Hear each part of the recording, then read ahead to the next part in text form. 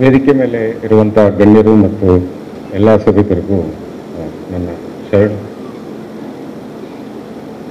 ಅಭಿವೃದ್ಧಿಯ ವಾಸ್ತವಾಂಶಗಳನ್ನು ಅಂಕಿಅಂಶಗಳ ಹೇಳ್ತಾ ನಿಮ್ಗೆ ಯಾರಿಗೂ ಬೋರ್ ಮಾಡಲ್ಲ.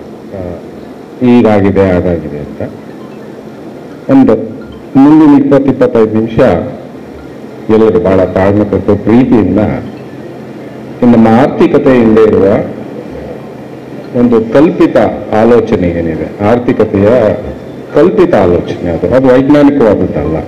ಆದರೆ ನೀವು ಯಾವುದಾದ್ರೂ ಆರ್ಥಿಕ ತಜ್ಞರನ್ನು ಭೇಟಿ ಮಾಡಿದ್ರೆ ಹೇಗೆ ಹೇಳ್ತಾರೆ ಅವರು, ತಮ್ಮ ಸಿದ್ಧಾಂತ ಒಂದು ವೈಜ್ಞಾನಿಕ ಸಿದ್ಧಾಂತ ಅಂತ ಹೆಂಗ್ ಮಂಡಿಸ್ತಾರೆ ಅಂದರೆ, ನಮ್ಗೆ ಯಾರಿಗೂ ಸಾಮಾನ್ಯ ಜನರಿಗೆ ಅರ್ಥವಾಗದಂಥ ಗಣಿತದ ಸಮೀಕರಣಗಳನ್ನು, ಸೂತ್ರಗಳನ್ನು ನಿಮ್ಮ ಮುಂದೆ ಇಟ್ಟು, ನೋಡಿ ಮಾರುಕಟ್ಟೆ ಇದೆ, ಉತ್ಪಾದನೆ ಇದೆ, ಸರಕಿದೆ, ವ್ಯಾಪಾರ ಇದೆ, ಇದೆಲ್ಲವನ್ನು ಗಣಿತದಲ್ಲಿ ಬಂಧಿಸಿ ಸಾಮಾನ್ಯ ಜನರಿಗೆ ಅರ್ಥ ಆಗದಂಥದ್ದು ನಮ್ಮ ಮುಂದೆ ಇಟ್ಟು ಅದನ್ನು ವೈಜ್ಞಾನಿಕ ಸಿದ್ಧಾಂತ ಅಂತ ಮಂಡಿಸಿ ಅದು ನಮ್ಮ ರಾಜಕೀಯಗಳಿಗೆ ನುಸುಳುವಂತೆ ಮಾಡಿ ಅದು ನಮ್ಮ ಜೀವನವನ್ನು ಮತ್ತು ಅಭಿವೃದ್ಧಿ ಅಂದಾಗ ಪ್ರಶ್ನೆ ಮೊನ್ನೆ ಸಿದ್ದರಾಮಯ್ಯನವರು ಕೂಡ ಹೇಳಿದ್ರು 2032 ಕರ್ನಾಟಕ 1 ಟ್ರಿಲಿಯನ್ ಆರ್ಥಿಕತೆ ಕಡೆಗೆ ಹೋಗುತ್ತೆ ಅಂತ. ಮೋದಿ ಅವರಂತೂ 10 ವರ್ಷದಿಂದ ಹೇಳ್ತಿದ್ದಾರೆ 5 ಟ್ರಿಲಿಯನ್ ಕಡೆ ಹೋಗ್ತಿದೆ ಅಂತ. ಅಂದ್ರೆ 1 ಟ್ರಿಲಿಯನ್ ಕರ್ನಾಟಕದ ಆರ್ಥಿಕತೆ, 5 ಟ್ರಿಲಿಯನ್ ಭಾರತದ ಆರ್ಥಿಕತೆ ಅಂದ್ರೆ ಇದು ಅಭಿವೃದ್ಧಿಯೇ ಅನ್ನುವ ಪ್ರಶ್ನೆ ಬರುತ್ತೆ. ಯಾರ ಅಭಿವೃದ್ಧಿ? ರಾಜ್ಯದ ಅಭಿವೃದ್ಧಿ ಅಂದ್ರೆ ಯಾರ ಅಭಿವೃದ್ಧಿ ಅನ್ನೋದು ಪ್ರಶ್ನೆ. ಈಗ ರಾಜ್ಯದ್ದೇ ಹೇಳ್ತಾರೆ, ಕರ್ನಾಟಕ ರಾಜ್ಯ ಮುಂದುವರೆದ ರಾಜ್ಯ ಭಾರತದಲ್ಲಿ. ಉತ್ತರ ಪ್ರದೇಶಕ್ಕೆ, ಬಿಹಾರಕ್ಕೆ ಹೋಲಿಕೆ ಮಾಡ್ಕೊಂಡಾಗ ಭಾರತದಲ್ಲಿ ಕರ್ನಾಟಕ ಮತ್ತು ತಮಿಳುನಾಡು, ತೆಲಂಗಾಣ ಅಂತ ರಾಜ್ಯಗಳು ಮುಂದುವರೆದ ರಾಜ್ಯ ಅಂತ ಹೇಳ್ತಾರೆ. ಹೇಗೆ ಹೇಳ್ತಾರೆ? ನಮ್ಮ GDP ಲೆಕ್ಕ ಹಾಕ್ತಾರೆ. ಅಂದ್ರೆ ಒಟ್ಟಾರೆ ಒಂದು ರಾಜ್ಯದಲ್ಲಿ ನಾವು ಉತ್ಪಾದನೆ, ಸರಕು ಮತ್ತು ಸರ್ವಿಸ್ ಇಂಡಸ್ಟ್ರೀಸ್ ಏನೆಲ್ಲ ಮಾಡ್ತೀವಿ ಅಂತ, ಮತ್ತು ತಲಾ ಆದಾಯ ಕೂಡ ಲೆಕ್ಕ ಹಾಕ್ತಾರೆ. ಅಂದ್ರೆ ಒಟ್ಟು ಉತ್ಪಾದನೆ ಮಾಡಿದ್ದ ಒಂದು ರಾಜ್ಯ ಅದನ್ನ ಡಿವೈಡ್ ಬೈ 7 ಕೋಟಿ ಮಾಡಿಬಿಟ್ರೆ 3 ಲಕ್ಷ, ಬೆಂಗಳೂರು ಸುತ್ತಮುತ್ತ ಇರೋರು ಪ್ರತಿ ವರ್ಷ 3 ಲಕ್ಷ ರೂಪಾಯಿ ಆದಾಯ ಮಾಡ್ತಿದ್ದಾರೆ ಅಂತ. ಇಂದು ಉತ್ತರ ಕರ್ನಾಟಕದ ಕಡೆ ಬಂದಂಗೆ 1 ಲಕ್ಷ ಚಿಲ್ಲರೆ ಬಂದ್ಬಿಡುತ್ತೆ. ಹಾಗಾದ್ರೆ 7 ಕೋಟಿ ಕನ್ನಡಿಗರಿಗೂ ಪ್ರತಿ ವರ್ಷ ಅಂದಾಜು 3 ಲಕ್ಷದ ಆದಾಯ ಇದೆಯೇ? ಇಲ್ಲ ಉತ್ತರ ಕರ್ನಾಟಕದ ಕಡೆ ಬಂದಾಗ ಪ್ರತಿಯೊಬ್ಬ ಉತ್ತರ ಕರ್ನಾಟಕದ ಪ್ರಜೆಗೂ ಅಂದಾಜು 1.5-2 ಲಕ್ಷ ರೂಪಾಯಿ ಆದಾಯ ಇದೆಯೇ ಅಂತ ನಮ್ಮ ಹಳ್ಳಿಗಳಲ್ಲಿ, ನಮ್ಮ ಪಟ್ಟಣಗಳಲ್ಲಿ, ನಮ್ಮ ನಗರಗಳಲ್ಲಿ ನೋಡ್ಬಿಟ್ರೆ ಪರಿಸ್ಥಿತಿ ಆಗಿಲ್ಲ. ಹಾಗಾದ್ರೆ ಯಾರ ಅಭಿವೃದ್ಧಿ ನಡೀತಾ ಇದೆ ಇಲ್ಲಿ? 140 ಕೋಟಿ ಜನರ ಅಭಿವೃದ್ಧಿ ನಡೀತಿದೆಯೇ ಇಂಡಿಯಾದಲ್ಲಿ? ಇಲ್ಲ ಕರ್ನಾಟಕದಲ್ಲಿ 7 ಕೋಟಿ ಜನರ ಅಭಿವೃದ್ಧಿ ನಡೀತಿದೆಯೇ ಅಂತ ಆಲೋಚಿಸಿದಾಗ ಯಾವ ಸಿದ್ಧಾಂತ ಈ ಅಭಿವೃದ್ಧಿಯ ಕಡೆ ಕರ್ಕೊಂಡು ಹೋಗ್ತಿದೆ? ಅಂದ್ರೆ ಜನರ ಅಭಿವೃದ್ಧಿ ಆಗ್ತಿಲ್ಲ, ಅಂದ್ರೆ ರಾಜ್ಯದ ಅಭಿವೃದ್ಧಿ ಆಗ್ತಾ ಇದೆ, ದೇಶದ ಅಭಿವೃದ್ಧಿ ಆಗ್ತಿದೆ. ಹಾಗಾದ್ರೆ ರಾಜ್ಯ ಮತ್ತು ದೇಶ ಅಂದ್ರೆ ಜನ ಅಲ್ವೇ? ಜನ ಅಲ್ಲದ್ದು ಒಂದು ಅಭಿವೃದ್ಧಿ ಇದೆಯೇ? ಹಾಗಾದ್ರೆ ಜನ ಅಲ್ಲದ್ದು ಅನ್ನುವ ಒಂದು ಅಭಿವೃದ್ಧಿ ಇದ್ರೆ ಅದು ಕಲ್ಪಿತ ಆಗ್ಲಿಕ್ಕೆ ಸಾಧ್ಯ ಇಲ್ಲ. ಅಂದ್ರೆ ಯಾವುದೋ ಒಂದು ಫಿಕ್ಷನ್ ಆಗ್ಲಿಕ್ಕೆ ಸಾಧ್ಯ ಇಲ್ಲ. ಹಾಗಾದ್ರೆ ಅಭಿವೃದ್ಧಿ ಹೊಂದುತ್ತಿರೋರು ಯಾರು ಈ ದೇಶದಲ್ಲಿ, ರಾಜ್ಯದಲ್ಲಿ ಅಂತ ನೋಡಿದಾಗ ಇಡೀ ಜಗತ್ತಿನಾದ್ಯಂತ, ಇದೇನು ಕರ್ನಾಟಕಕ್ಕೋ ಭಾರತಕ್ಕೋ ಸೀಮಿತವಾದದ್ದಲ್ಲ. ಜಗತ್ತಲ್ಲಿ 700 ಕೋಟಿ ಜನ ಇದ್ದಾರೆ ಅಂದ್ರೆ ಅದ್ರದ್ದು 1% ನಿಮಗೆ ಒಂದು 80 ಕೋಟಿ ಜನ ಬರ್ಬೋದು. 1% ಅಂದ್ರೆ ಒಂದು 80 ಕೋಟಿ ಜನರ ಅಭಿವೃದ್ಧಿ ನಡೀತಿದೆ. ಭಾರತದಲ್ಲೂ ಕೂಡ 140 ಕೋಟಿ ಜನರಲ್ಲಿ 1% ಜನರು ಅಭಿವೃದ್ಧಿ ನಡೀತಿದೆ. ಇದನ್ನು ನಾವು ಒಪ್ಕೋಬೇಕು. ಮತ್ತು ನಮ್ಗೆ ಹೇಗೆ ಒಪ್ಸಿದ್ರು ಇದನ್ನ ಅಂತ ಆಲೋಚಿಸಿದ್ರೆ ಬಹಳ ಸಂಕ್ಷಿಪ್ತವಾಗಿ ಹೇಳ್ತೀನಿ. ಅಂದ್ರೆ ಆರ್ಥಿಕತೆ ಅನ್ನೋದು ಅದು ಯಾವತ್ತೂ ಸಪರೇಟ್ ಇಲ್ಲ, ಅದಕ್ಕೆ ರಾಜಕೀಯ ಮಿಕ್ಸ್ ಆಗಿರುತ್ತೆ. ಅದರಿಂದ ನಾವು ರಾಜಕೀಯ ಆರ್ಥಿಕ ಸಿದ್ಧಾಂತ ಅಂತೀವಿ. ಅಂದ್ರೆ ಇಂಡಿಯಾ ಅನ್ನುವ ಒಂದು ದೇಶ, ಇಲ್ಲ ಕರ್ನಾಟಕ ಅನ್ನುವ ರಾಜ್ಯ ಯಾವ ರಾಜಕೀಯ ಆರ್ಥಿಕ ಸಿದ್ಧಾಂತವನ್ನ ಅನುಸರಿಸಿಕೊಂಡು ಬಂದ ಕಾರಣದಿಂದ ಇವತ್ತು ನಮ್ಮ ಬದುಕು ಈ ರೀತಿ ರೂಪಿತ ಆಗಿದೆ. ಇಲ್ಲ ನಮಗೆ ಬಡವರಾಗಿದ್ದೀವೋ, ಶ್ರೀಮಂತರಾಗಿದ್ದೀವೋ, ಇಲ್ಲ ನಮಗೆ ಸಾಲ ಸಿಕ್ತಿದೆಯೋ, ಸಾಲ ಸಿಕ್ತಿಲ್ವೋ ಅಂತ ನೋಡಿದಾಗ 47ರಲ್ಲಿ ಸ್ವಾತಂತ್ರ್ಯ ಬಂದಾಗ ನಮ್ಮ ದೇಶವನ್ನ ಸಮಾಜವಾದಿ ದೇಶ ಅಂತ ಘೋಷಣೆ ಮಾಡ್ಕೊಂಡ್ವಿ. ನಿಜವಾಗ್ಲೂ ನೆಹರೂರವರ 15-17 ವರ್ಷಗಳ ಕಾಲದ ರಾಜಕೀಯ ಆರ್ಥಿಕ ಅಭಿವೃದ್ಧಿ ನಿಜವಾಗ್ಲೂ ಸಮಾಜವಾದಿ ಅಭಿವೃದ್ಧಿ ಆಗಿತ್ತೆ ಅಂತ ನೋಡಿದ್ರೆ, ಬಹಳ ಗಮನ ಕೊಟ್ಟು ನೋಡಿದ್ರೆ ಅದು ಸುಳ್ಳು ಅನ್ನೋದು ನಮಗೆ ಗೊತ್ತಾಗ್ತದೆ. ಸ್ವಾತಂತ್ರ್ಯ ಬಂದಾಗ್ಲಿಂದಲೂ ಒಂದು ಬಂಡವಾಳಶಾಹಿ ವ್ಯವಸ್ಥೆ ನಿರಾತಂಕವಾಗಿ ನಡ್ಕೊಂಡು ಹೋಗ್ತಿದೆ. ಬ್ರಿಟಿಷ್ನವ್ರಿಗೂ ಇತ್ತು, ಆ ನಂತರವೂ ಅದು ನಿರಾತಂಕವಾಗಿ ನಡ್ಕೊಂಡು ಹೋಗ್ತಿತ್ತು. ಆದರೆ ಅದಕ್ಕೊಂದು ನೆಹರೂರವರು ಮತ್ತೆ ಅಂಬೇಡ್ಕರ್ ಅವರು ನಂಬಿದ್ದ ಒಂದು ಆರ್ಥಿಕ ಸಿದ್ಧಾಂತ, ಒಂದು ಫೇಬಿಯನ್ ಸೋಷಿಯಲಿಸಂ ಅಂತ ಏನಂತಾರೆ, ಅದನ್ನ ಒದಿಕೆ ಮಾಡಿ ಇಂಡಿಯಾ ಅನ್ನೋದು ಒಂದು ಸೋಷಿಯಲಿಸ್ಟ್ ಕಂಟ್ರಿ ಅಂತ ಜನರನ್ನ ನಂಬಿಸಿ ಬಂಡವಾಳಶಾಹಿತನ ಬಹಳ ಯಾವುದೇ ತೊಂದರೆ ಇಲ್ಲ. ಅದಕ್ಕೆ ನಮ್ಮ ದೇಶದಲ್ಲಿ ಒಂದು ಜಮೀನ್ದಾರಿ ಅಬಾಲಿಷನ್ ಮಾಡಲಿಕ್ಕೆ, ಅಂದ್ರೆ ಜಮೀನ್ದಾರಿಯನ್ನು ತೊಲಗಿಸ್ಲಿಕ್ಕೆ 30-40 ವರ್ಷ ಇರುತ್ತೆ. ಹಾಗಾದ್ರೆ ಸಮಸ್ಯೆ ಎಲ್ಲಿದೆ, ಅದರ ಸಮಸ್ಯೆ ಮೂಲ ಎಲ್ಲಿದೆ ಅಂತ ನೋಡಿದಾಗ ಹೇಗೆ ಯಾವ ರೀತಿಯ ನೀತಿ ರೂಪಿಸ್ಕೊಳ್ಳೋದು, ಹೇಗೆ ಸಂಪತ್ತಿನ ಹಂಚಿಕೆ ಮಾಡೋದು, ಹೇಗೆ ಒಂದು ಸಮಾನತೆ ಅಂತರೋದು, ಅಸಮಾನತೆಯ ಸಂಘರ್ಷದಲ್ಲಿ ಸಮಾನತೆ ಅಂತರೋದು ಅಂದ್ರೆ ಬಹಳ ನಮ್ಮ ಸಂವಿಧಾನದ 4ನೇ ಭಾಗ ಏನಿದೆ, ರಾಜ್ಯ ನಿರ್ದೇಶಕ ತತ್ವಗಳು, ಪ್ರಿನ್ಸಿಪಲ್ಸ್ ಆಫ್ ಡೈರೆಕ್ಟಿವ್ಸ್ ಏನಿದೆ, ಅದರಿಂದ ಸಾಧ್ಯವೇ ಆಗಿಲ್ಲ. ಹಾಗಾದ್ರೆ ಅದರಲ್ಲೇ ಸಮಸ್ಯೆ ಇದೆ ಅಂದ್ರೆ ಪ್ರಾಮಾಣಿಕವಾಗಿ ವಿಶ್ಲೇಷಿಸಿದ್ರೆ ಅದರಲ್ಲೂ ಸಮಸ್ಯೆ ಇದೆ. ಆ ಕಾರಣದಿಂದಲೇ ಕಳೆದ 75 ವರ್ಷಗಳಲ್ಲಿ ನಾವು ಏನನ್ನ ಸ್ವಾತಂತ್ರ್ಯ ಬಂದಾಗ ಕನಸು ಕಂಡಿದ್ವು ಅದನ್ನು ಸಾಧಿಸ್ಕೊಳ್ಳಿಕ್ಕೆ ಸಾಧ್ಯ ಆಗಿಲ್ಲ ಅಂತ. ಅದರಿಂದ ನನ್ನ ಮನವಿ ಏನಂದ್ರೆ ನಿಮ್ಮೆಲ್ಲರಲ್ಲೂ ಮತ್ತೊಮ್ಮೆ ರಾಜ್ಯ ನಿರ್ದೇಶಕ ತತ್ವಗಳೇನಿದೆ, ಯಾಕಂದ್ರೆ ಸಂವಿಧಾನದಿಂದನೇ ದೇಶ ನಡೀಬೇಕು, ಈ ಸಂವಿಧಾನದಿಂದನೇ ಎಲ್ಲ ರಾಜಕೀಯ ಆರ್ಥಿಕ ನೀತಿಗಳು ಕೂಡ ರೂಪುಗೊಳ್ಳಬೇಕು.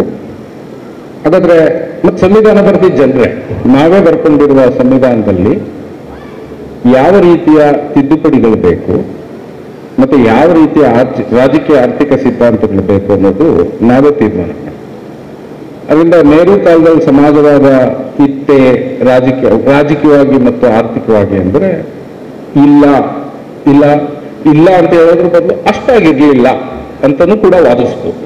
ಯಾರಾದ್ರೂ ಇತ್ತು ಅಂತ ಕೂಡ ವಾದಿಸ್ಬೋದು, ಬಟ್ ಸಮಯ ಇದ್ರೆ ಅಷ್ಟು ಇರ್ಲಿಲ್ಲ ಅಂತ ಕೂಡ ನಾನು ವಾದಿಸ್ಬೋದು ಅಂಕಿಅಂಶಗಳ ಸಮೇತ. ಆದ್ರೆ ಸಂಕ್ಷಿಪ್ತವಾಗಿ ಸಮಾಧಾನಕರವಾದಂತೂ ಇರಲಿಲ್ಲ. ಅದಕ್ಕೆ ಈ ದೇಶದಲ್ಲಿ ಸ್ವಾತಂತ್ರ್ಯ ಬಂದ ನಂತರವೂ ಅಸಮಾನತೆ, ಬಡತನ, ನಿರುದ್ಯೋಗ ಮುಂದುವರಿತಾನೆ ಬಂತು. ಏನು ಒಂದು ಕಾಲದಲ್ಲಿ ಈ ದೇಶದಲ್ಲಿ ನಿರುದ್ಯೋಗ ಇರಲಿಲ್ಲ, ಬಡತನ ಇರಲಿಲ್ಲ, ಅಸಮಾನತೆ ಇರಲಿಲ್ಲ ಅಂತಲ್ಲ, ಇತ್ತು. ಆದ್ರೆ ಬಹಳ ಸುಧಾರಿಸ್ಬಿಟ್ರೆ ಅಂದ್ರೆ ಅಷ್ಟು ಸಮಾಧಾನಕರವಾಗಿ ಸುಧಾರಿಸಿರಲಿಲ್ಲ. ಈಗ ನಡೀತಿದ್ದಂತಹ ದೇಶದಲ್ಲಿ 1991ರಲ್ಲಿ ಬಹಳ ಲಿಖಿತವಾಗಿ ಸೈನ್ ಹಾಕಿತ್ತು. ನಾವು ನವ ಉದಾರವಾದಿ ಆರ್ಥಿಕತೆ ಅಂತ ಏನ್ ಹೇಳ್ತೀವಿ, ನ್ಯೂ ಲಿಬರಲ್ ಎಕನಾಮಿಕ್ಸ್ ಅಂತ ಏನ್ ಹೇಳ್ತೀವಿ, ಅದಕ್ಕೆ ಅಫಿಷಿಯಲ್ ಆಗಿ ಎಂಟರ್ ಆದ್ವಿ. ಆದ್ರೆ ಇದು ನಡೀತಾನೆ ಇರಲಿಲ್ಲ ದೇಶದಲ್ಲಿ. 1980ರಿಂದಲೇ ನಡೀಲಿಕ್ಕೆ ಶುರುವಾಗಿತ್ತು. ಇನ್ಫ್ಯಾಕ್ಟ್ ಇಂದಿರಾ ಗಾಂಧಿ ಕಾಲದಿಂದನೇ ಒಂದು ನವ ಉದಾರವಾದಿ ಆರ್ಥಿಕ ನೀತಿಗಳು ಬಹಳ ನಿಧಾನವಾಗಿ ದೇಶದೊಳಕ್ಕೆ ಬರ್ಲಿಕ್ಕೆ ಶುರುವಾಗಿತ್ತು. ರಾಜೀವ್ ಗಾಂಧಿ ಕಾಲದಲ್ಲಿ ಸ್ವಲ್ಪ ಫಾಸ್ಟ್ ಆಯ್ತು. ರಾಜೀವ್ ಗಾಂಧಿ ನಿಧನ ನಂತರ ಮನಮೋಹನ್ ಸಿಂಗ್ ಅವರು ಬಂದ್ರು, ಆ ನಂತರ ಮುಂದುವರಿತಾ ಬಂತು. ಆ ನಂತರ ನಮ್ಮ ರಾಜಕೀಯ ಪರಿಭಾಷೆಗಳು ಹೇಗೆ ಬದಲಾಯಿತು. ಒಂದು ವಿಚಾರ ಏನು ಅಂದ್ರೆ, ಆರ್ಥಿಕತೆ ಇದೆ, ಅದನ್ನ ರಾಜಕೀಯ ತತ್ವಗಳು ನಿರ್ದೇಶಿಸ್ತಿರ್ತವೆ. ಅದರಿಂದ ಈಗ ನಮ್ಮ ಮುಂದೆ 2 ರೀತಿಯ ರಾಜಕೀಯ ಪರಿಕಲ್ಪನೆ ಇದೆ. ಒಂದು ಬಿಜೆಪಿ ಏತರ ಪಕ್ಷಗಳಾದ ಕಾಂಗ್ರೆಸ್ ಮತ್ತು ಇತರೆ ಪಕ್ಷಗಳು ಒಂದಷ್ಟು ಕಲ್ಯಾಣ ಕಾರ್ಯಕ್ರಮಗಳನ್ನ ಜನರ ಮುಂದೆ ಇಡ್ತಾ, ನಾವು ನಿಮ್ಮನ್ನ ಬದುಕಿಸ್ತೀವಿ, ಅಸಮಾನತೆಯಿಂದ ದೂರ ಮಾಡ್ತೀವಿ, ನಿರುದ್ಯೋಗನ ಕಮ್ಮಿ ಮಾಡ್ತೀವಿ ಅಂತ ವಾದಿಸ್ತವೆ ಈ ರಾಜಕೀಯ ಪಕ್ಷಗಳು, ಬಿಜೆಪಿ ಏತರ ರಾಜಕೀಯ ಪಕ್ಷಗಳು. ಬಟ್ ಇವೇನು ತೋರಿಕೆ ಮಾತಾಡ್ತವೆ, ಆದ್ರೆ ನಿಜವಾಗ್ಲೂ ಇಚ್ಛೆ ಇದೆಯೇ ಅಂತ ನೋಡಿದ್ರೆ ಬಹಳ ಕಷ್ಟ ಇದೆ. ಅದನ್ನು ವಿಶ್ಲೇಷಿಸಿ ನೋಡ್ಬಿಟ್ರೆ ಬಹಳ ಸಮಸ್ಯೆ ಇದೆ. ಆದ್ರೆ ಬಿಜೆಪಿಯೇತರ ಪಕ್ಷಗಳಾದ ಕಾಂಗ್ರೆಸ್ ಮತ್ತು ಇತರೆ ಪಕ್ಷಗಳು ಈ ಗ್ಯಾರಂಟಿ ಯೋಜನೆ ಕೂಡ ಅಂಥದೇ ಒಂದು. ಹಾಗಾದ್ರೆ ಗ್ಯಾರಂಟಿ ಯೋಜನೆ ಸಮಾನತೆಗೆ ತಂದಿದ್ದೆ ಅಂತ ಪ್ರಶ್ನೆ ಮಾಡ್ಕೊಂಡ್ಬಿಟ್ರೆ, ಪ್ರಾಮಾಣಿಕವಾಗಿ ಪ್ರಶ್ನೆ ಮಾಡ್ಕೊಂಡ್ರೆ, ಹಾಗಾದ್ರೆ ಸಂಪತ್ತಿನ ಹಂಚಿಕೆಗೆ ನಾವು ಸಮಾನತೆಗೆ ತಂದ್ವೆ, ಇಲ್ಲ ರಾಹುಲ್ ಗಾಂಧಿ ಅವರು ಹೇಳಿದ ನ್ಯಾಯ ಯೋಜನೆ, ಯೂನಿವರ್ಸಲ್ ಬೇಸಿಕ್ ಇನ್ಕಮ್ ಏನ್ ಕೊಡಬೇಕು ಎಲ್ಲರಿಗೂ ಅನ್ನೋದು ಸಮಾನತೆಗೆ ಪ್ರಯತ್ನಿಸುತ್ತಿರುವ ಈ ಪ್ರಯತ್ನಗಳೇ ಆರ್ಥಿಕ ಪ್ರಯತ್ನಗಳೇ ಅಂದ್ರೆ ಖಂಡಿತ ಇಲ್ಲ. ಇವು ಕೂಡ ಏನು 90ರ ದಶಕದಲ್ಲಿ ನಾವು ಅಡಾಪ್ಟ್ ಮಾಡ್ಕೊಂಡಿದ್ದೀವೋ ನವ ಉದಾರವಾದಿ ನ್ಯೂ ಲಿಬರಲ್ ಎಕನಾಮಿಕ್ಸ್ ನ ಸೋಲಿನ ಕಾರಣಕ್ಕೆ ಸೋತ್ಬಿಟ್ಟಿದೆ. ನಂಬಿಸಿದ್ರು ನಮ್ಮನ್ನ 33 ದಶಕಗಳಿಂದ ನಂಬಿಸಿದ್ರು ಇದು ನಮ್ಮನ್ನು ಉದ್ಧಾರ ಮಾಡುತ್ತೆ, ನಮಗೆ ಹೆಚ್ಚಿನ ಶ್ರೀಮಂತಿಗೆ ತಂದುಕೊಡುತ್ತೆ, ರಾಜ್ಯ ಅಭಿವೃದ್ಧಿ ಮಾಡುತ್ತೆ, ದೇಶ ಅಭಿವೃದ್ಧಿ ಮಾಡುತ್ತೆ ಅಂತ ನಂಬಿಸ್ಬಿಟ್ಟಿದ್ರು.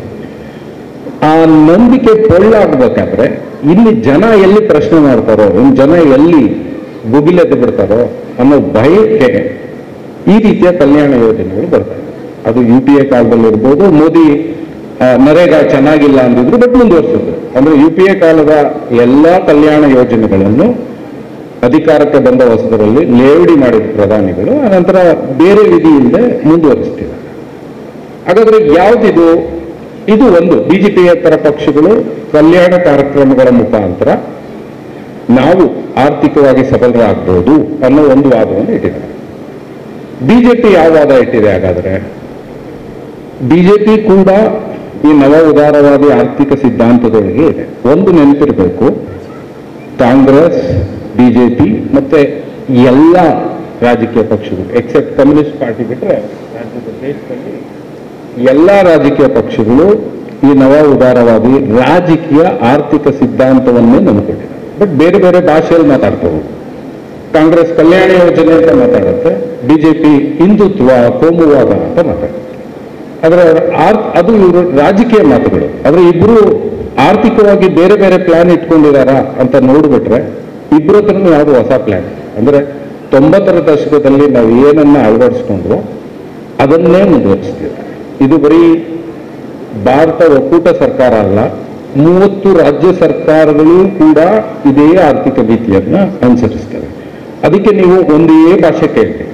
ಮೋದಿಯವರು ಕೂಡ 8 ಟ್ರಿಲಿಯನ್ ಅಂತಾರೆ, ಸಿದ್ದರಾಮಯ್ಯನವರು ಕೂಡ 1 ಟ್ರಿಲಿಯನ್ ಅಂತಾರೆ. ಮೋದಿಯವರು ಕೂಡ ನಮಗೆ ವಿದೇಶದಿಂದ 100 ಕೋಟಿ ಬಂಡವಾಳ ಬರ್ತಿದೆ ಅಂತಾರೆ. ಸಿದ್ದರಾಮಯ್ಯನವರು ಕೂಡ 100 ಕೋಟಿ ಬಂಡವಾಳ ಬರ್ತಿದೆ ರಾಜ್ಯಕ್ಕೆ ಅಂತಾರೆ. ಅಂದ್ರೆ ನೀವು ಬಹಳ ಸೂಕ್ಷ್ಮ ಗಮನಿಸಿ ನೋಡಿದ್ರೆ ಎಲ್ಲ ರಾಜಕೀಯ ಪಕ್ಷಗಳ ರಾಜಕೀಯ ಆರ್ಥಿಕ ಸಿದ್ಧಾಂತದ ಮಾತುಗಳು ಏನಿದೆ ಅದು ಒಂದೇ.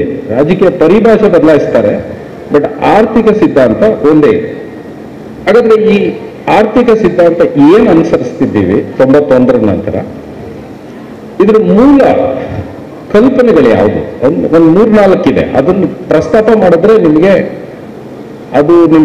ಗ್ರಹಿಸ್ಲಿಕ್ಕೆ ಸಾಧ್ಯ ಆದ್ರೆ ನಾನು ನಿರುದ್ಯೋಗದ ಬಗ್ಗೆ ಹೆಚ್ಚು ಮಾತಾಡೋ ಅವಶ್ಯಕತೆ ಇರಲ್ಲ. ಆ ರೀತಿ ಒಂದಿದೆ. ಈ ನವ ಉದಾರವಾದಿ ಏನ್ ಕಲ್ಪಿಸುತ್ತೆ, ಯಾವ ಊಹೆ ಮೇಲೆ ತನ್ನ ಆರ್ಥಿಕ ಸಿದ್ಧಾಂತವನ್ನ ಜನರ ಮುಂದೆ ಇಟ್ಟಿದೆ ಅಂತ. ನವ ಉದಾರವಾದಿ ಹೇಳುತ್ತೆ, ಈ ಕಲ್ಯಾಣ ಕಾರ್ಯಕ್ರಮಗಳು ಏನಿದೆ ಅದನ್ನ ತೆಗೆದಾಕ್ಬೇಕು ಅನ್ನಲ್ಲ, ಆದಷ್ಟು ಕಮ್ಮಿ ಮಾಡಬೇಕು ಅಂತ. ಹಾಗಾದ್ರೆ ಯಾವುದು ಕಲ್ಯಾಣ ಕಾರ್ಯಕ್ರಮಗಳು? ನಿಮ್ ಗ್ಯಾಸ್ ಸಬ್ಸಿಡಿ ಆಗಿರ್ಬೋದು, ನಿಮ್ ಫರ್ಟಿಲೈಸರ್ ಸಬ್ಸಿಡಿ ಆಗಿರ್ಬೋದು, ಇಲ್ಲ ಬೇರೆ ಏನೆಲ್ಲ ಸರ್ಕಾರಗಳು ಬಡವರಿಗೆ, ಶೋಷಿತರಿಗೆ ಸಪೋರ್ಟ್ ಕಾರ್ಯಕ್ರಮಗಳನ್ನು ಕೊಡ್ತಿದೆಯೋ ತೆಗೆದಾಕ್ಬೇಕು ಅನ್ನಲ್ಲ, ಅದನ್ನೇ ಹೇಳೋರು. ಅದನ್ನೇ ವೈಜ್ಞಾನಿಕ ಭಾಷೆ ಅನ್ನೋದು. ನಾನೆಲ್ಲಪ್ಪ ತೆಗೆದಾಕ್ತೆ ಅಂತ ಹೇಳಿದೆ, ಕಮ್ಮಿ ಮಾಡು ಅಂತಿದ್ದೀನಿ ಅಂತ. ಅಂದ್ರೆ ಕಮ್ಮಿ ಅನ್ನೋದಕ್ಕೆ ಮಾನದಂಡ ಇಲ್ಲ. ಕಮ್ಮಿ ಅಂದ್ರೆ 0 ಮಾಡುವಂತ, 0ಕ್ಕೆ ಬಂದು ನಿಲ್ಲಿಸ್ಬಿಡು ಅಂತ. ಈ ನವ ಉದಾರವಾದಿ ಆರ್ಥಿಕ ಸಿದ್ಧಾಂತ ಹೇಳುತ್ತೆ, ರಾಜ್ಯ ಸರ್ಕಾರಗಳಾಗ್ಲಿ ಒಕ್ಕೂಟ ಸರ್ಕಾರ ಆಗ್ಲಿ ಅದ್ರ ಜವಾಬ್ದಾರಿ ಅಲ್ಲ. ಸಾಮಾಜಿಕ ಕಲ್ಯಾಣ ಕಾರ್ಯಕ್ರಮಗಳನ್ನು ನಡೆಸೋದು ಅದ್ರ ಜವಾಬ್ದಾರಿ ಅಲ್ಲ. ಈ ಕಾರಣದಿಂದಲೇ ಕಳೆದ 20 ವರ್ಷಗಳಿಂದ ರಾಜ್ಯ ಸರ್ಕಾರ ಆಗ್ಬೋದು, ಯಾವುದು ಒಕ್ಕೂಟ ಸರ್ಕಾರ ಆಗ್ಬೋದು, ಎಲ್ಲ ಕಲ್ಯಾಣ ಕಾರ್ಯಕ್ರಮಗಳಿಂದ ಹಿಂದೆ ಸರಿದೆ. ನೆನಪಿರ್ಬೋದು, ಮೋದಿ ಅವರು ಬಂದ್ಮೇಲೆ ಗ್ಯಾಸ್ ಸಬ್ಸಿಡಿಯಿಂದ ಹಿಂದೆ ಸರಿದ್ಬಿಟ್ರು. ಪೆಟ್ರೋಲ್ಗೂ ಆ ಸಬ್ಸಿಡಿ, ಪೆಟ್ರೋಲ್ಗೆ ದುಪ್ಪಟ್ಟು ಟ್ಯಾಕ್ಸ್ ಹಾಕಿ ಸುಲಿಗೆ ಮಾಡ್ತಿದ್ದಾರೆ. ಇದು ನಾವು ಅನುಸರಿಸ್ತಿರುವ, ಅಂದ್ರೆ ನಮ್ಮ ಸರ್ಕಾರಗಳು ಯಾವುದೇ ಭೇದ ಬೇಡ. ಇದು ಕಾಂಗ್ರೆಸ್ ಸರ್ಕಾರ, ಅದು ಬಿಜೆಪಿ ಸರ್ಕಾರ ಅನ್ನೋ ಭೇದ ಬೇಡ. ಅವ್ರ ರಾಜಕೀಯ ಪರಿಭಾಷೆ ಬೇರೆ ಇದೆ. ಆದ್ರೆ ಆರ್ಥಿಕವಾಗಿ ಎಲ್ಲ ಸರ್ಕಾರಗಳು ಇದೇ ದಿಸೆಯಲ್ಲಿದೆ. ಹಾಗಾದ್ರೆ ನೀವು ಕೇಳ್ಬೋದು, ಹಾಗಿದ್ರೆ ಈ ಗ್ಯಾರಂಟಿ ಯೋಜನೆ ಯಾಕೆ ಕೊಡ್ತಿದ್ದಾರೆ? ಮೋದಿ ಅವರು ಬೇರೆ ಬೇರೆ ಸಣ್ಣ ರೈತರಿಗೆ ಪ್ರತಿ ವರ್ಷ 6,000 ರೂಪಾಯಿ ಕೊಡ್ತಾರೆ. ಇಂಥದ್ದು ಯೋಜನೆಗಳಿದ್ದಾವೆ. ಎತ್ತು ಕೊಡ್ತಿದ್ದಾರೆ ಅಂದ್ರೆ ಈ ದೇಶದಲ್ಲಿ ಸಂಪತ್ತಿನ ಅಸಮಾನತೆ, ಆರ್ಥಿಕ ಅಸಮಾನತೆ, ಸಾಮಾಜಿಕ ಅಸಮಾನತೆ ಯಾವ ಮಟ್ಟಕ್ಕೆ ಹೋಗ್ಬಿಟ್ಟಿದೆ ಅಂತ ಅಂದ್ರೆ, ಇದನ್ನೂ ಕೊಡ್ಲಿಲ್ಲ ಅಂದ್ರೆ ಇದೊಂಥರ ಅನಸ್ತೇಷಿಯಾ ತರ. ನಿಮಗೆ ಇದೊಂಥರ ಸ್ಟಿರಾಯ್ಡ್ ಕೊಟ್ಟಂಗೆ. ಜ್ವರ ಬಂದಾಗ ಏನಾದ್ರು ಕಾಯಿಲೆ ಬಂದ್ರೆ ಡಾಕ್ಟ್ರು ಒಂದು ಸ್ಟಿರಾಯ್ಡ್ ಕೊಟ್ಬಿಡ್ತಾರೆ, ಟಕ್ಕಂತ ಹುಷಾರಾಗ್ಬಿಡ್ತೀವಿ.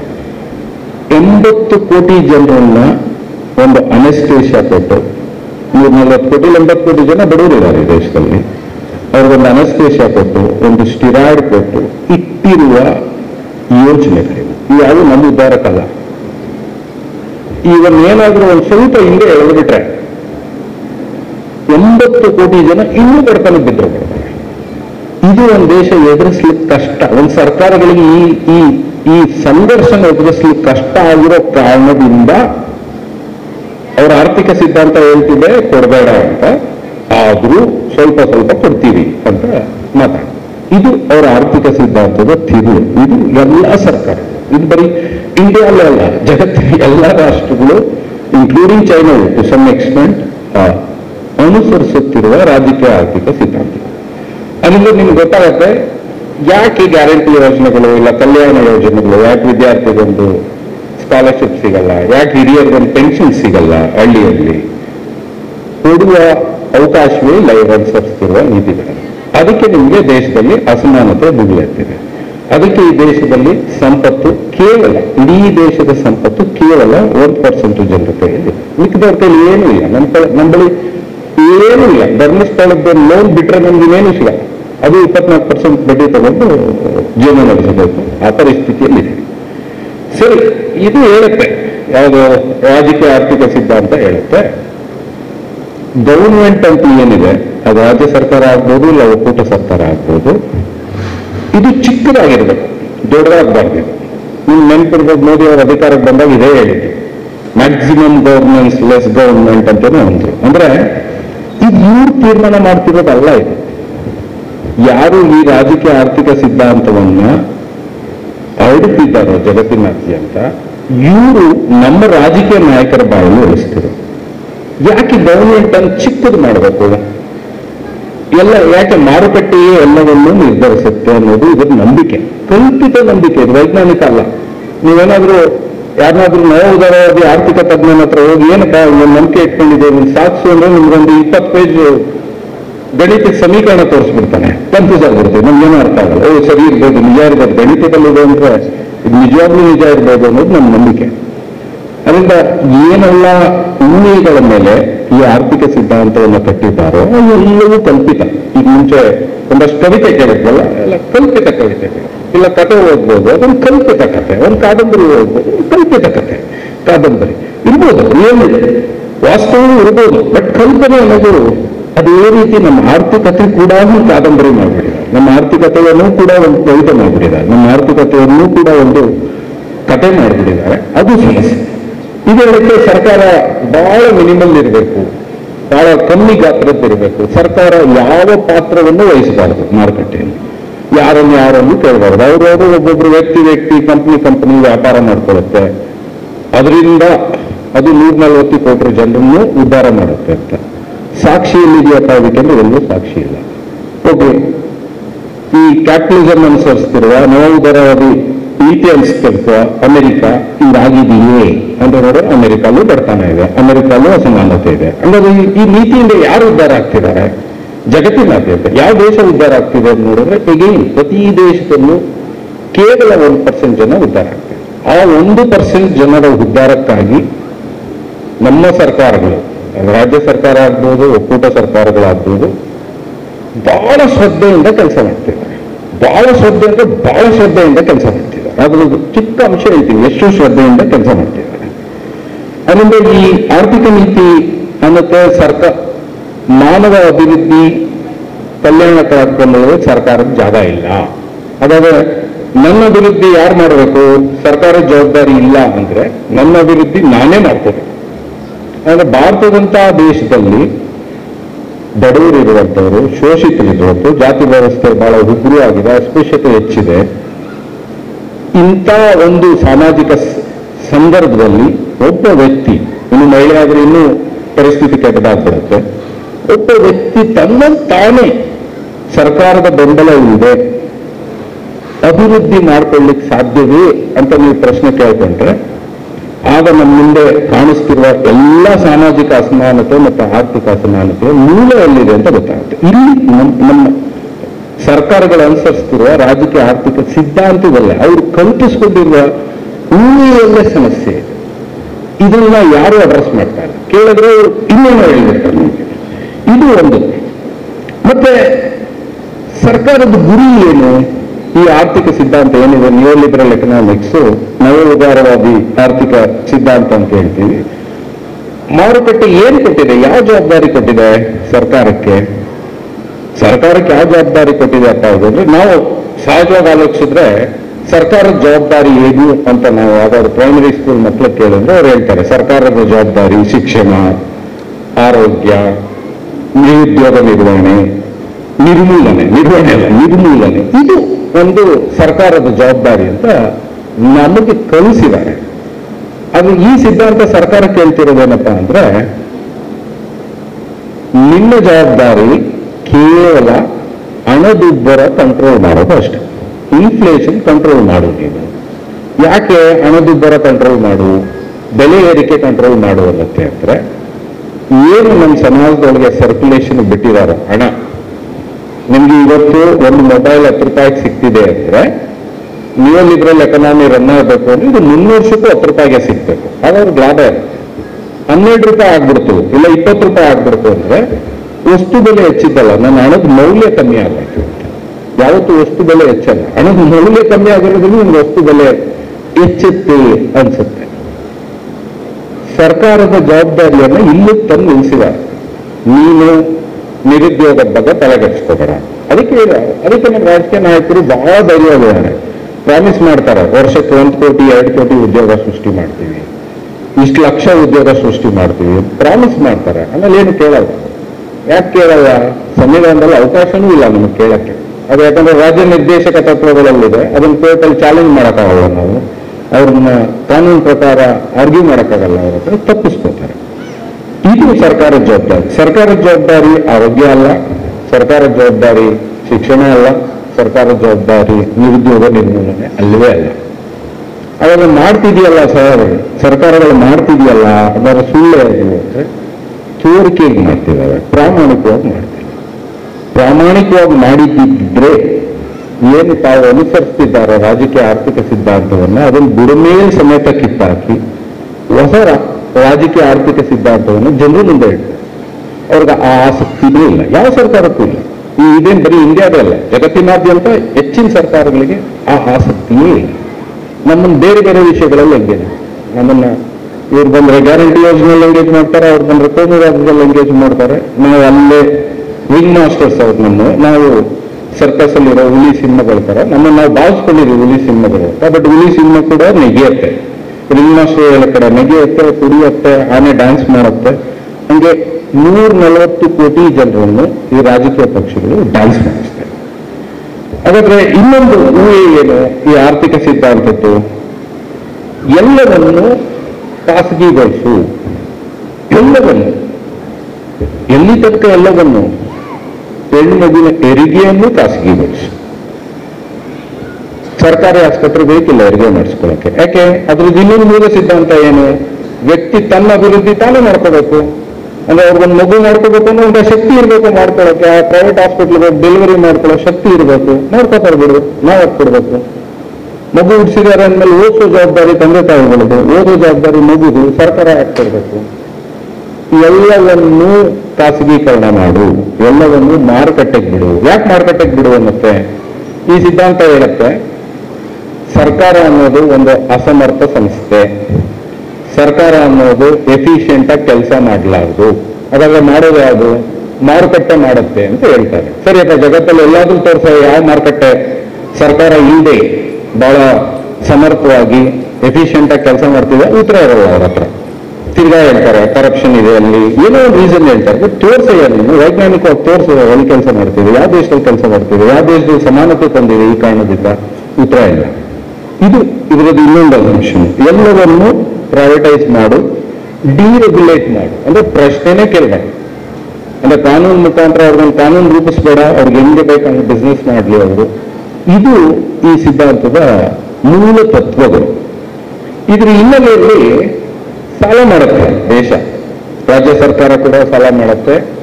ಈ ಸಾಲದ ವಿಷಯ ಯಾಕೆ ತರ್ತಿದ್ದೀನಿ ಅಂದ್ರೆ, ಎಲ್ಲರಿಗೂ ಅನ್ಸುತ್ತೆ ಏನಪ್ಪ ನಾವು ಅಷ್ಟು ಕಷ್ಟಪಟ್ಟು ದುಡಿತೀವಿ, ನಮ್ಗೇನೋ ಅದೃಷ್ಟನೇ ಇಲ್ವೇನೋ, ನಮ್ಮ ಹಣೆ ಬರ, ನಮ್ದೊಂದು ನಮ್ಮ ದೇಶಕ್ಕಿರುವಂತ ಕರ್ಮ ಸಿದ್ಧಾಂತ ಕಲಿಸ್ಬಿಟ್ಟಿದ್ದಾರೆ ವೈದಿಕರು, ಮತ್ತೆ ಎಲ್ಲ ನಮ್ಮ ಹಣೆ ಬರ ಅಂತ ಭಾವಿಸ್ಬಿಡ್ತೀವಿ. ಒಂದು ದೇಶ ಸಾಲ ಮಾಡಿದ್ರೆ, ಮತ್ತೆ ಈ ರಾಜ್ಯ ಸರ್ಕಾರನೂ ಕೂಡ ಅಷ್ಟೇ, ಕಳೆದ ಬಜೆಟ್ ಅಲ್ಲಿ 2 ಬಜೆಟ್ ಅಲ್ಲೂ ಸಿದ್ದರಾಮಯ್ಯನವರನ್ನು ಬಹಳ ಹೊಗಳಿದ್ರು. ಯಾಕೆ ನಾವು ಸಾಲದ ಮಿತಿಯನ್ನು 3% ಒಳಗೆ ಇಟ್ಕೊಂಡಿದೀವಿ, ನಮ್ಮ GDP-ಯ 3% ಒಳಗೆ ಇಟ್ಕೊಂಡಿದೀವಿ, ಅಂದ್ರೆ ನಾನು ಅಷ್ಟು ಡಿಸಿಪ್ಲಿನ್ಡ್ ಆಗಿದ್ದೀನಿ ಅಂತ ನಾನು ಮುಖ್ಯಮಂತ್ರಿಗಳು ಕೂಡ ಮಾಧ್ಯಮದ ಮುಂದೆ ಹೇಳಿದ್ರು, ಎಲ್ಲರೂ ಅಂದ್ವಿ. ನಾನು ಕೂಡ ಆಯ್ತಪ್ಪ ಬಿಜೆಪಿಗೆ ನಾವು ಉತ್ತರ ಕೊಡಬೇಕಲ್ಲ, ಸರಿ ಇದೆ ಕಡೆ ಅಂತ. ಯಾಕೆ ಸರ್ಕಾರ 3%ಗಿಂತ ಜಾಸ್ತಿ ಸಾಲ ಮಾಡಬಾರ್ದು? ಈಗ ನಿಮ್ಮ ಮನೆಯಲ್ಲಿ ಒಂದು ಮಗು ಹಸುವಿದೆ, ಆ ಮಗುಗೆ ಹಸುವಿಗೆ ಊಟ ತರಬೇಕು ಅಂದ್ರೆ ₹1 ತರಕಾಗಲ್ಲ, ನೀವು ₹10 ಸಾಲ ಮಾಡ್ತೀರಾ? ಇಲ್ಲ, ಪ್ರತಿಯೊಬ್ರು ಮಾಡ್ತಾರೆ ಸಾಲ. ಯಾಕೆ ಸರ್ಕಾರ 3% ಒಳಗೆ ಸಾಲ ಮಾಡಬೇಕು? ಯಾಕೆ ಈ ರೂಲ್ಸ್ ಮಾಡ್ಕೊಂಡಿದ್ದಾರೆ ಅವರು? ಯಾಕೆ ಕೇಂದ್ರ ಸರ್ಕಾರ ಕೂಡ 5ರಿಂದ 6% ಒಳಗೆ ಸಾಲ ಮಾಡಲ್ಲ? ಪರ್ಸೆಂಟ್ ಅಂದ್ರೆ GDP. ನೀವು ₹100 ಉತ್ಪಾದನೆ ಇದ್ರೆ ನೀವು ₹100 ಸಾಲ ತಗೋಬಹುದು, ಅದಕ್ಕಿಂತ ಜಾಸ್ತಿ ತಗೋಬಾರ್ದು. ಯಾಕೆ ತಗೋಬಾರ್ದು ಸರ್ಕಾರ ಸಾಲಗಳನ್ನ? ಇದು ಆರ್ಥಿಕ ಸಿದ್ಧಾಂತ ನಿರ್ಣಯಿಸು. ನೀವು ತಗೋಬೇಡ ಸಾಲ ಅಂದ್ರೆ ಯಾರು ತಗೋತಾರೆ? ಯಾರು ಅದರ ಸಾಲ ತಗೊಳ್ಳೋರು ಯಾರು? ಇಲ್ಲ ಸರ್ಕಾರ ಸಾಲ ತಗೋದು ಯಾರು ಕೈಗೆ ಹೋಗ್ತಾ ಇದೆ? ಎಲ್ಲವೂ ಕೂಡ 1% ಉದ್ಯಮಪತಿಗಳು ಹೋಗುತ್ತೆ. ಈ ಕಾರಣದಿಂದಲೇ ಜಗತ್ತಿನ ಅತಿ ಶ್ರೀಮಂತರ ಪಟ್ಟಿಯಲ್ಲೂ ಇಂಡಿಯಾದ ಹಲವಾರು ಜನ ಶ್ರೀಮಂತರು ಇರೋದು. ಯಾಕೆ ಅಂದ್ರೆ ಸಾಲವನ್ನೇ ಮಾಡಕ್ ಬಿಡೋದು ಸರ್ಕಾರಕ್ಕೆ. ಸರ್ಕಾರ ಯಾಕೆ ಸಾಲ ಮಾಡಬೇಕು? ಮಾನವಾಭಿವೃದ್ಧಿ ಮಾಡಕ್ ಸರ್ಕಾರ ಸಾಲ ಮಾಡ್ಲೇಬೇಕಾಗುತ್ತೆ. ಒಳ್ಳೆ ಶಾಲೆ ನಡೆಸಲಿಕ್ಕೆ, ಒಳ್ಳೆ ಕಾಲೇಜ್ ನಡೆಸಲಿಕ್ಕೆ, ಒಳ್ಳೆ ಯೂನಿವರ್ಸಿಟಿ ನಡೆಸಲಿಕ್ಕೆ, ಇಲ್ಲ ನಮ್ಮ ಯುವತಿಯರಿಗೆ ಒಂದು ಸ್ಕಿಲ್ ಟ್ರೈನಿಂಗ್ ಮಾಡಕ್ಕೆ ದುಡ್ಡು ಬೇಕು, ಸಾಲ ಮಾಡಬೇಕು. ಆಮೇಲೆ ಆ ಮಕ್ಕಳು ಚೆನ್ನಾಗಿ ದುಡಿತಾರೆ, ಸಂಪತ್ತು ಸೃಷ್ಟಿಸ್ತಾರೆ, ಸಾಲ ತೀರಿಸ್ಬೋದು. ಆದ್ರೆ ಈ ಆರ್ಥಿಕ ಸಿದ್ಧಾಂತ ಬಿಡೋದು. ಇವತ್ತು ಇಡೀ ಜಗತ್ತಲ್ಲಿ $100 ಟ್ರಿಲಿಯನ್ ಸಾಲ ಇದೆ. ಅಂದ್ರೆ ಎಲ್ಲ ದೇಶಗಳು ಒಟ್ಟು ಸೇರಿ ಈ ದೇಶಗಳು $100 ಟ್ರಿಲಿಯನ್ ಸಾಲ ಮಾಡಿದೆ. ನೀವು ಸಾಲ ತಗೊಂಡ್ರಿ ಅಂದ್ರೆ ಯಾರೋ ಕೊಡೋನು ಇರ್ಬೇಕಲ್ಲ. ಯಾರು ಕೊಡ್ತಿದ್ದಾರೆ ಇವರಿಗೆ ಸಾಲ? ಒಂದು ಭಾರತ ಸರ್ಕಾರ ಸಾಲ ಮಾಡಿದೆ ಅಂದ್ರೆ ಅವ್ರಿಗೆ ಇನ್ನೊಬ್ರು ಸಾಲ ಕೊಡಬೇಕು. ಯಾರು ಕೊಡ್ತಿದ್ದಾರೆ ನಮಗೆಲ್ಲ ಅನ್ಸುತ್ತೆ ಅಮೆರಿಕ ಕೊಡ್ತಿರ್ಬೋದು ಸಾಲ, ಎಲ್ಲರಿಗೂ ಸಾಲ ಕೊಡ್ತಿರ್ಬೋದು ಅಂತ. ಶ್ರೀಮಂತ ದೇಶ ಅಲ್ಲ ಅಮೆರಿಕ, ಮತ್ತೆ ಯುರೋಪ್ನ UK ಎಲ್ಲ ಶ್ರೀಮಂತ ದೇಶ, ಚೈನಾ ಕೂಡ ಇತ್ತೀಚೆಗೆ ಶ್ರೀಮಂತ ದೇಶ. ಅದ್ರ ಮಜಾ ಏನಂದ್ರೆ $100 ಟ್ರಿಲಿಯನ್ ಸಾಲದಲ್ಲಿ $36 ಟ್ರಿಲಿಯನ್ ಸಾಲ ಮಾಡಿರೋದು ಅಮೆರಿಕಾನೇ. ಅಂದ್ರೆ ಹೆಚ್ಚು ಕಮ್ಮಿ 40% ಸಾಲ, ಜಗತ್ತಿನ ಸಾಲನ ಅಮೆರಿಕ ಮಾಡಿದೆ. ನೆಕ್ಸ್ಟ್ ಯಾರು ಮಾಡಿದ್ದಾರೆ? ಜಪಾನ್ ಮಾಡಿದೆ. ಜಪಾನ್ ಇಂದ ಹೆಚ್ಚು ಕಮ್ಮಿ ಚೈನಾ ಒಂದು $15 ಟ್ರಿಲಿಯನ್ ಸಾಲ ಮಾಡಿದೆ. ಜಪಾನ್ ಒಂದು $11 ಟ್ರಿಲಿಯನ್ ಮಾಡಿದೆ. UK ಒಂದು $3 ಟ್ರಿಲಿಯನ್ ಮಾಡಿದೆ. ಇಂಡಿಯಾ ಕೂಡ $2.5-3 ಟ್ರಿಲಿಯನ್ ಸಾಲ ಮಾಡಿದೆ. ಮೋದಿ ಸರ್ಕಾರದಲ್ಲಿ ನೋಡ್ತಿದೀವಲ್ಲ, ಮನಮೋಹನ್ ಸಿಂಗ್ ಅವ್ರ ಕಾಲದಲ್ಲಿದ್ದಾಗ 50 ಲಕ್ಷ ಕೋಟಿ ಇದ್ದ ಸಾಲ ಈಗ ಹೆಚ್ಚು ಕಮ್ಮಿ 150 ಲಕ್ಷ ಕೋಟಿ ಸಾಲ ಆಗಿದೆ. ಮತ್ತೆ ನಮ್ಮ ರಾಜ್ಯ ಸರ್ಕಾರದ್ದು ಕೂಡ ಅಷ್ಟೇ. ಪ್ರತಿ ವರ್ಷ ಈ ಸಲ ಬಡ್ಜೆಟ್ 30% ಸಾಲದಲ್ಲೇ ಮಾಡಿರೋದು. ಸರಿಯಪ್ಪ, ಸಾಲ ತಂದ್ರಲ್ಲ, ಯಾರು ಕೊಟ್ರು ಈ ಸಾಲನ ಈ ಸರ್ಕಾರಗಳಿಗೆ? ಇಬ್ರು ಕೊಡ್ಬೋದು ಸಾಲ ಈ ಸರ್ಕಾರಗಳಿಗೆ. ಒಂದು ಉದಾಹರಣೆಗೆ ನಾವು ನೇಪಾಳಿಗೋ ಶ್ರೀಲಂಕಾಗೋ ಸಾಲ ಕೊಟ್ವಿ ಅಂತ ಅಂದ್ರೆ ಸಾಲ ಮಾಡ್ತಿರೋ ಇನ್ನೊಬ್ಬಗೆ ಸಾಲ ಕೊಡಲ್ಲ ಅಂತಲ್ಲ, ಸಾಲ ಮಾಡ್ತಿರೋ ಇನ್ನೊಬ್ಬಂಗೆ ಸಾಲ ಕೊಡ್ತಿರ್ತಾನೆ. ಸರಿ, ನಾನು ಕಮ್ಮಿ ಬಡ್ಡಿಗೆ ಕೊಡ್ತೀನಿ, ಇನ್ನೊಬ್ಬಂಗೆ ಜಾಸ್ತಿ ಬಡ್ಡಿ ಕೊಟ್ಟಂಗೆ. ಇಬ್ರು ಕೊಡ್ಬೋದು ಸಾಲ. ಒಂದು ಆ ದೇಶದ ಸೆಂಟ್ರಲ್ ಬ್ಯಾಂಕ್ ಅಲ್ಲಿ ಕೊಡ್ಬೋದು. ನಮ್ಮ ರಿಸರ್ವ್ ಬ್ಯಾಂಕ್ ಆಫ್ ಇಂಡಿಯಾ ಇದೆ. ರಿಸರ್ವ್ ಬ್ಯಾಂಕ್ ಆಫ್ ಇಂಡಿಯಾ ನಮ್ಮ ಸರ್ಕಾರಕ್ಕೂ ಸಾಲ ಕೊಡ್ಬೋದು. ಯಾಕೆ? ಅದು ದುಡ್ಡು ಪ್ರಿಂಟ್ ಮಾಡುತ್ತೆ. ನಾನು ಬಾಯಿಗೆ ಬಂದಂಗೆ ಪ್ರಿಂಟ್ ಮಾಡೋದಾಗ ಸಾಧ್ಯ ಇಲ್ಲ. ಅದಕ್ಕೂ ಒಂದು ಎಕನಾಮಿಕ್ ಥಿಯರಿ ಇದೆ, ಎಷ್ಟು ಮಾಡ್ಬೋದು, ಹೆಂಗ್ ಮಾಡ್ಬೋದು, ಅದನ್ನ ಯಾರು ನಿರ್ದೇಶಿಸ್ತಾರೆ? ಇನ್ಯಾರೋ ನಿರ್ದೇಶಿಸ್ತಾರೆ. ನಮ್ಗೆ ಸ್ವಾತಂತ್ರ್ಯ ಇಲ್ಲ ಎಷ್ಟು ಪ್ರಿಂಟ್ ಮಾಡ್ಕೋಬೇಕು. ರಿಸರ್ವ್ ಬ್ಯಾಂಕ್ ಅಲ್ಲಿ ಕೊಡ್ಬೋದು. ನಮ್ಮ ಇಂಡಿಯಾದಲ್ಲಿ ರಿಸರ್ವ್ ಬ್ಯಾಂಕ್ ಅಂತೀವಿ, ಅಮೆರಿಕಲ್ಲಿ ಫೆಡರಲ್ ಬ್ಯಾಂಕ್ ಅಂತೀವಿ, ಸೆಂಟ್ರಲ್ ಬ್ಯಾಂಕ್ ಇನ್ ಜನರಲ್ ಒಂದು ಸೆಂಟ್ರಲ್ ಬ್ಯಾಂಕ್ ಸಾಲ ಕೊಡೋದು. ಸರಿ, ಈ 100 ಟ್ರಿಲಿಯನ್ ಅನ್ನು ಈ ಸೆಂಟ್ರಲ್ ಬ್ಯಾಂಕ್ ಕೊಟ್ಟಿದೆಯೇ ಅಂತ ಹುಡುಕದೆ ಅಂಕಿಅಂಶ ಹುಡುಕಿದ್ರೆ ನೀವು ಕೊಟ್ಟಿರ್ಬೇಕಲ್ಲ ಒಂದು ಸರ್ಕಾರದಿಂದ. ಅಂದ್ರೆ ಈ ಸೆಂಟ್ರಲ್ ಬ್ಯಾಂಕ್ಗಳು ಕೊಟ್ಟಿರುವ ಸಾಲ ಕೇವಲ 20% ಅಷ್ಟೇ. 80% ಸಾಲ ಕೊಟ್ಟಿರುವುದು ನಾನು, ನೀವು, ನಮ್ಮಂತೆಯೇ ಇರುವ 140 ಕೋಟಿ ಜನರು, ಬರೀ 140 ಕೋಟಿ ಜನರಲ್ಲ, ಯಾಕಂದ್ರೆ 100 ಟ್ರಿಲಿಯನ್ ಸಾಲ ಜಗತ್ತಿನ ಸಾಲ, ಅದು 700 ಕೋಟಿ ಜನ ಸಾಲ ಕೊಟ್ಟಿದ್ದೀವಿ. ಏನ್ ಕೊಟ್ಟಿದ್ದೀವಿ, ಏನ್ ಕೊಡ್ತಾ ಇದೀವಿ ನಾವು ಸಾಲ? ಈಗ ಗಾಬರಿ ಆಗ್ಬಿಡ್ಬೋದು, ನಾನೇ ಸಾಲ ಕೊಡಾಡ್ತಿದ್ದೀನಿ, ನಾನು ಸಾಲ ಕೊಟ್ಬಿಟ್ಟಿದ್ದೀನಿ ಹಂಗಾದ್ರೆ ಸರ್ಕಾರಗಳಿಗೆ ಅಂತ ಕೇಳಿದ್ರೆ ಹೆಂಗ್ ಕೊಟ್ಟಿದ್ದೀವಿ? ನಾವು ತಗೊಳ್ಳುವ ಇನ್ಶೂರೆನ್ಸ್ ಪಾಲಿಸೀಸ್ ಏನಿದೆ, ಇಂಡಿಯಾ ಅಲ್ಲಿ ಬಹಳ ಶ್ರೀಮಂತ ಸಂಸ್ಥೆ ಯಾವುದು ಅಂದ್ರೆ LIC. ನೀವು ಸುಮ್ಮನೆ ಗೂಗಲ್ ಮಾಡಿ, LIC ಎಲ್ಲರಿಗೂ ಸಾಲ ಕೊಡ್ತಾರೆ. ಮೊನ್ನೆ ಅದಾನಿ ಕೊಟ್ಟಾಗ್ಲೂ 5,000 ಮುಳುಗೋಗ್ಬಿಡ್ತು, ಅವ್ರು ಎಷ್ಟೋ ಕಡೆ ಕೊಟ್ಟು ಮುಳುಗಿಸ್ಬಿಟ್ಟಿದ್ದಾರೆ. 80% ಸಾಲವನ್ನ ಸರ್ಕಾರಕ್ಕೆ ಮತ್ತು ಉದ್ಯಮಪತಿಗಳಿಗೆ ಕೊಡ್ತಿರೋದು ನಿಮ್ಮಂತ ಸಾಮಾನ್ಯ ಜನ. ನಮ್ಮ ಉಳಿತಾಯ ಏನಿದೆ ಅದು ನನ್ನ ಬ್ಯಾಂಕ್ ಖಾತೆಯಲ್ಲಿ ಇರ್ಬೋದು, ನನ್ನ ಇನ್ಶೂರೆನ್ಸ್ ಇಂದ ಇರ್ಬೋದು, ಇಲ್ಲ ನಮ್ಮ PF ಇಂದ ಇರ್ಬೋದು, ಏನು ನಾವು ಉಳಿಸ್ತಿದ್ದೀವೋ ಅದನ್ನ ಈ ಸಂಸ್ಥೆಗಳು ಸರ್ಕಾರಕ್ಕೆ ಮತ್ತು ಉದ್ಯಮಪತಿಗಳಿಗೆ ಸಾಲ ಕೊಡ್ತಿವೆ. ಸರಿ, ಸಾಲ ಮಾಡೋದು ತಪ್ಪೇ ಇಲ್ಲ. ಸರ್ಕಾರ ಎಷ್ಟು ಬೇಕಾದ್ರೂ ಸಾಲ ಮಾಡ್ಬೋದು, ಸಮಸ್ಯೆನೇ ಇಲ್ಲ. ಎಲ್ಲಿ ತನಕ ಅದು ನನ್ನ ಉದ್ಧಾರಕ್ಕೆ ದುಡ್ಡನ್ನು ಖರ್ಚು ಮಾಡುತ್ತೋ ಅಲ್ಲಿ ತನಕ ಸಾಲ ಮಾಡಬಹುದು ಯಾವುದೇ ಸರ್ಕಾರ. ಅದನ್ನೇ ಸಾರ್ವಭೌಮತೆ. ಸಾಲ ಬಂದಿದ್ದನ್ನ ಏನ್ ಮಾಡ್ತಾರೆ ಇವರು? ನಮ್ಮಂತ 80% ಜನರಿಂದ ಪಡೆದ ಅಷ್ಟೂ ದುಡ್ಡನ್ನು ಕೇವಲ ಬೆರಳೆಣಿಕೆಯ ಮಂದಿಯ ಉದ್ಯಮಪತಿಗಳು ಕೊಡ್ತಾರೆ. ಅದಕ್ಕೆ ನಿಯಲಿಬರಲ್ ಎಕಾನಮಿ, ನವ ಉದಾರವಾದಿ ಸಿದ್ಧಾಂತ ಏನಪ್ಪಾ ಅಂದ್ರೆ 700 ಕೋಟಿ ಜನರ ರಕ್ತವನ್ನು ಇವರು ತಗೊಂಡೋಗೊಂಡಿದ್ರು ಬಿಡಿಪಾಗಿದ್ರು. ಈ ಕಾರಣದಿಂದಲೇ ನಮ್ಮ ದೇಶದ ಹೆಚ್ಚು ಕಮ್ಮಿ 60% ಸಂಪತ್ತು, 60ರಿಂದ 70% ಸಂಪತ್ತು ಕೇವಲ 1% ಜನರು. ಇದೇನು ಬರೀ ಇಂಡಿಯಾ ಪರಿಸ್ಥಿತಿ ಅಲ್ಲ, ಇದು ಅಮೆರಿಕಲ್ಲೂ ಇದೆ ಪ್ರಾಬ್ಲಮ್, UK ಇದೆ. ಈ ಎಲ್ಲ ಕಾರಣಗಳಿಂದ ಅಂದ್ರೆ